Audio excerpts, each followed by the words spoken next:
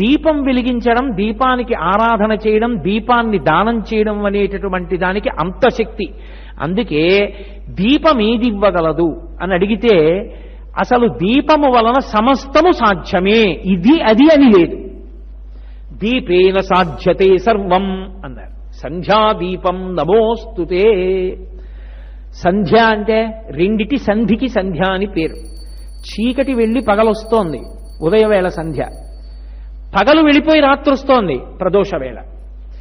దోషము అంటే చీకటి, ప్రదోషము అంటే చీకటికి ముందున్న కాలము. ఇప్పుడు ఈ రెండు సంధ్యల యందు కూడా దీపాన్నే వెలిగించాలి. ఉదయం వేళ వెలిగించేటటువంటి దీపం ఒక లక్షణంతో ఉంటుంది, సంధ్యాదీపం ఒక లక్షణంతో ఉంటుంది. ఉదయం వేళ వెలిగించేటటువంటి దీపం పూజలో కృతజ్ఞతావిష్కారం అవుతుంది.